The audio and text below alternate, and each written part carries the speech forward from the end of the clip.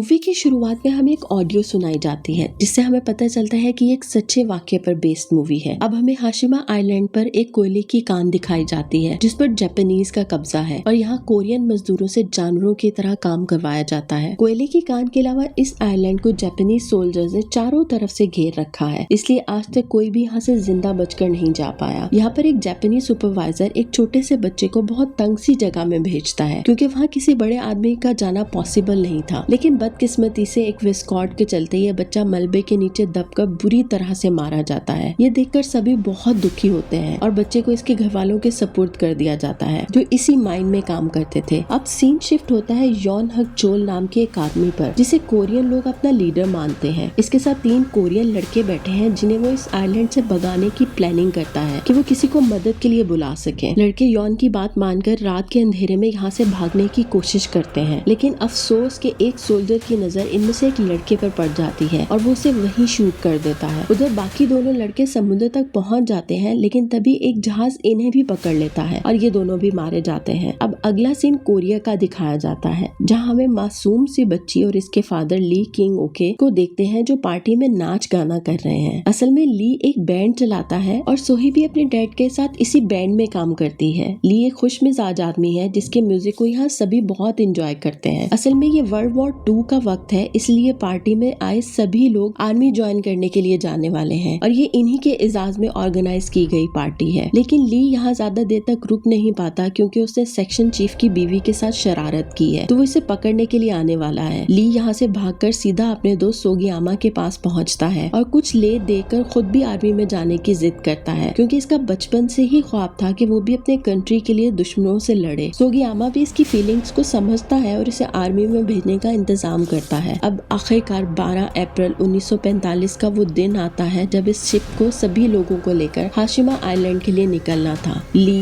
इसकी बेटी और पूरे बैंड ग्रुप के साथ सभी लोगों को इस शिप में ठूस ठूस कर भर दिया जाता है। इन्हें देखकर ऐसे लग रहा था जैसे सभी लोगों को जबरदस्ती शिप पर लाया गया है। कुछ देर के बाद ये शिप एक जगह पर रुकती है जहाँ ली सोगियामा का लेटर दिखाते हुए सोल्जर से कहता है कि मुझे तुम्हारे लीडर से मिलना है, लेकिन तभी सोल्जर एक क्रीपी सी स्माइल देकर इन सबको ले जाने का ऑर्डर देता है। तभी ली की नजर जमीन पर पड़े सोगियामा के अनगिनत लेटर्स पर पड़ती है और वो समझ जाता है कि इसके और इसके साथ सभी लोगों के साथ धोखा हुआ है, लेकिन वो कुछ कर पाता इससे पहले सभी को ट्रेन में भरकर हाशिमा आइलैंड के लिए रवाना कर दिया जाता है। अड्डे पर पहुंचते ही जापानीज सोल्जर्स इन सबको बुरी तरह से पीटने लगते हैं और सुकून भरे माहौल में चारों तरफ से चीखों पुकार शुरू हो जाती है। यहाँ मर्दों को अलग और औरतों और बच्चों को अलग कर दिया जाता है। साथ ही एक बोट में बिठाकर सभी बच्चों और औरतों को सबसे दूर ले जाया जाता है। इसके बाद इन सभी को एक जगह पर ले जाकर इनसे इनका सारा सामान ले लिया जाता है, जहाँ ली अपनी रोलेक्स घड़ी सुपरवाइजर को देकर अपनी बेटी से मिलवाने की मिन्नत करता है। इतने में कंपनी का जूनियर ऑफिसर यमाडा आता है। यमाडा ली की हरकत देखकर उसे जापान का नेशनल सॉन्ग बजाने को कहता है, जिस पर ली पूरे ग्रुप के साथ शुरू हो जाता है। इतने में कंपनी का मैनेजर शिमाजाकी भी यहाँ पहुँच जाता है और इन सभी को वेलकम करता है। शिमाजाकी ने कहता है कि अब से आप सभी हमारे लिए काम करने वाले हैं। इसके बाद सभी मजदूरों के कपड़े उतरवाकर इन्हें सैनिटाइज किया जाता है और साथ ही इन सबका चेकअप किया जाता है कि कहीं किसी को कोई खतरनाक बीमारी तो नहीं। इसके बाद इनके हाथ में एक स्लिप थमाई जाती है जिस पर इनके खाने पीने से लेकर रहने तक के तमाम खर्चे लिखे हुए थे, जिनका बोझ अब ये कंपनी उठाने वाली है, लेकिन इसकी डिटेक्शन इनकी सैलरी से की जाएगी और अगर किसी का महीने का खर्च ज्यादा हुआ तो इसकी डिटेक्शन अगले महीने की सैलरी से की जाएगी। यानी साफ लफ्जों में कहा जाए तो अब से ये सभी कोरियंस जापानीज के गुलाम बन चुके हैं। दूसरी तरफ औरतों को कंफर्ट जोन में रखा गया है जहां वो जापानीज सोल्जर्स को एंटरटेन करेंगी। यही हम 2 औरतों को बात करते हुए सुनते हैं जिनमें से एक कह रही थी चाहे कुछ भी हो लेकिन यहाँ तुम प्रेग्नेंट मत होना, क्योंकि लास्ट टाइम उन्होंने एक औरत का पेट फाड़कर इसके बच्चे को निकाल कर फेंक दिया था और उधर सैलरी से पैसे कटने के बाद भी मजदूरों को कीड़े मकोड़ों वाला खाना दिया जा रहा है। अगले दिन इन सभी को माइन में मजदूरी के लिए भेज दिया जाता है जहाँ काम खत्म करके ये सब नहा रहे होते हैं। इसी बीच एक सुपरवाइजर कोरियन बच्चे को बुरी तरह से मारता है। ये देखकर एक जापानी चोए जो छोटा सा गैंगस्टर है वो सुपरवाइजर से 2-2 हाथ करने का डिसाइड करता है। तभी यमाडा भी यहाँ आ जाता है और चोए सुपरवाइजर को हराने के बाद मजदूरों का लीडर बनने का ऑफर देता है, जिसे यमाडा मान जाता है और चोए सुपरवाइजर को हराकर मैदान से बाहर कर देता है और शर्त के मुताबिक मजदूरों का लीडर बन जाता है। हालांकि कोरियन यॉन कहता है कि ये जापानी है और हम कोरियंस, ये हमें आपस में लड़वाना चाहता है, लेकिन इसकी बात को कोई भी नहीं सुनता। दूसरी तरफ शिमाज़ाकी अपने लोगों के साथ बैठकर खाना खा रहा है। यहाँ सोही भी होती है। शिमाज़ाकी अपने एक सुपरवाइजर को म्यूजिक चलाने को कहता है, जिससे सुनकर सोही कहती है ये मेरा सॉन्ग है और इसका म्यूजिक मेरे पापा ने बनाया है। लेकिन शिमाज़ाकी इसकी लैंग्वेज समझ नहीं पाता और एक मॉल नाम की लड़की उससे सोही की बात ट्रांसलेट करके बताती है। ये सुनकर शिमाज़ाकी बहुत खुश होता है और ली को इसके पूरे ग्रुप के साथ शिमाज़ाकी के पास बुलाया जाता है, क्योंकि शिमाज़ाकी अब सोही और उसके ग्रुप से हर फंक्शन में सिंगिंग करवाने वाला था। दूसरी तरफ हम पाक नाम के एजेंट को देखते हैं, जिससे कोरियन लिबरेशन कंपनी यॉन की फोटो देकर हाशिमा से वापस लाने का काम सौंपते हैं, क्योंकि यॉन ने कोरिया की आजादी के लिए बहुत काम किया था, लेकिन अब वो जापानीज के कब्जे में है। पाक यॉन को वापस लाने के लिए मान जाता है और हाशिमा आइलैंड पर मजदूर बनकर रहने लगता है। इधर शिमाज़ाकी एक पार्टी ऑर्गेनाइज करता है, जहाँ ली अपनी बेटी और ग्रुप के साथ अपने म्यूजिक से सभी को एंटरटेन कर रहा है। उधर माइन नंबर 2 में चोए बाकी मजदूरों के साथ कोयला निकाल रहा था कि तभी एक खतरनाक ब्लास्ट होता है और कोयले से भरी ट्राली धड़ाम से नीचे गिरती है, जिसकी लपेट में आने से कई मजदूरों की जान चली जाती है। पूरी माइन में आग फैलना शुरू हो जाती है और वहीं जब शिमाज़ाकी को इस ब्लास्ट की खबर मिलती है तो वो माइन नंबर 2 को बंद करने का ऑर्डर देता है। लेकिन तभी उसे पता चलता है कि यॉन भी इसी माइन में बंद है, इसलिए वो कैसे भी करके यॉन को बाहर निकालने के लिए ऑर्डर देता है, क्योंकि अगर उससे कुछ हो गया तो कोरियंस हड़ताल कर देंगे, क्योंकि यॉन ही कोरियंस का एक पुरएतमाद लीडर है। लेकिन सोल्जर्स की सारी कोशिशें नाकाम रहती हैं। अंदर फंसे मजदूर एक डायनामाइट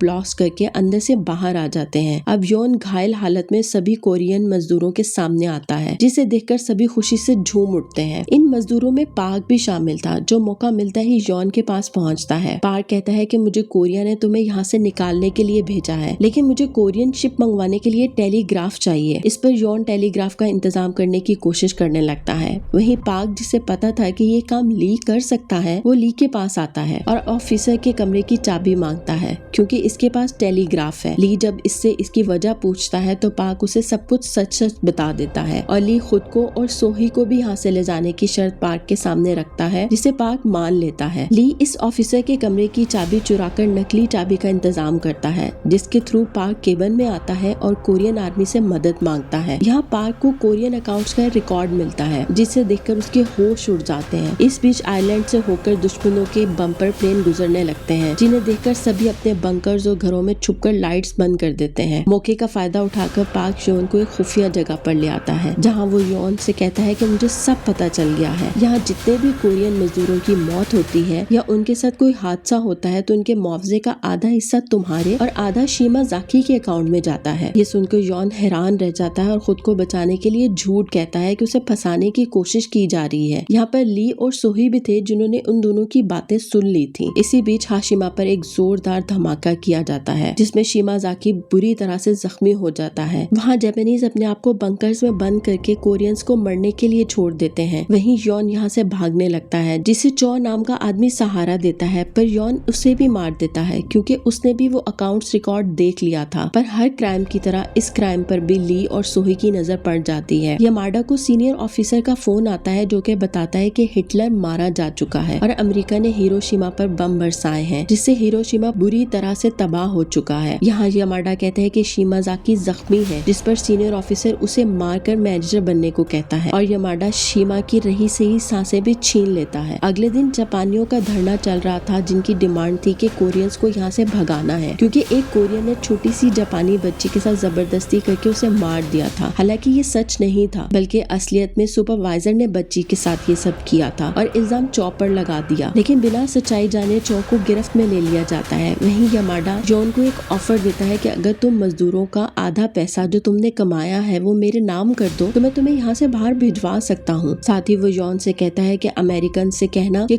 हम कोरियंस का बहुत अच्छे से ख्याल रखते हैं, बाकी यहाँ कोरियंस को माइन में बंद करके मारना मेरा काम है। यॉन इस सब के लिए मान जाता है, लेकिन पाक और सोही ने इनकी ये सब बातें सुन ली थी। इसलिए जब यॉन कोरियन मजदूरों को अच्छे खाने और ज्यादा मजदूरी का झांसा देता है तो पाक इन्हें बताता है कि ये झूठ बोल रहा है और ली वो अकाउंट रिकॉर्ड दिखाता है। साथ ही सोही चॉय के मर्डर की बात करती है, इसलिए सभी यॉन के खिलाफ हो जाते हैं और पाक यहीं पर इसको मार डालता है। साथ ही चो को भी आजाद करवा लिया जाता है। अब पाक इनसे कहता है कि हम कोयला ले जाने वाले जहाज की मदद से यहाँ से भागेंगे, इसलिए इनमें से कुछ लोग हथियार डायनामाइट्स वगैरह बनाते हैं ताकि जरूरत पड़ने पर अपनी जान बचा सकें। इसके बाद ये जहाज पर कब्जा करते हैं और कोयला शिप पे रखने वाली बेल्ट के जरिए शिप पर जानने लगते हैं। तभी यहाँ जापानीज सोल्जर्स आ जाते हैं जिन्हें ली भटकाता है और पार्क मार डालता है। लेकिन 2 सोल्जर्स और भी थे जिन्होंने इन सबको भागते हुए देखा था, इसलिए पार्क इन्हें भी मार डालता है। पर गोली की आवाज से यामाडा को सब पता चल जाता है और वो सोल्जर्स को इनके पीछे लगा देता है। वहीं चॉय जो कुछ साथियों के साथ इनसे लड़ने के लिए आता है, लेकिन वो रस्सी जिससे ये सब शिप पर चढ़ रहे थे वो टूट जाती है, इसलिए सभी एक साथ बेल्ट पर चढ़ने लगते हैं, जिसकी वजह से आधे तो शिप पर पहुंच जाते हैं लेकिन आधे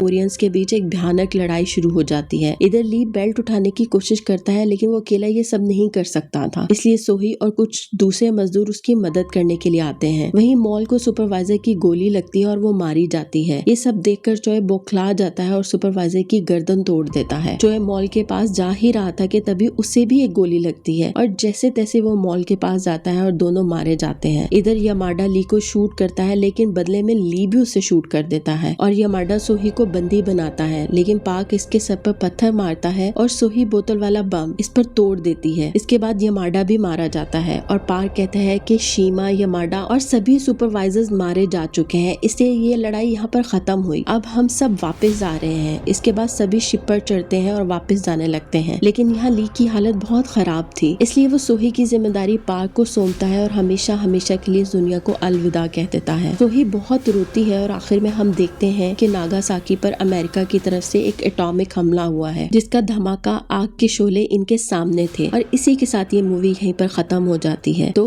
कैसी लगी आपको कोरियंस पर ढाए गए जुल्म की ये मूवी? कमेंट सेक्शन में जरूर बताइएगा और मेरे चैनल को सब्सक्राइब भी जरूर कीजिएगा। Thank you.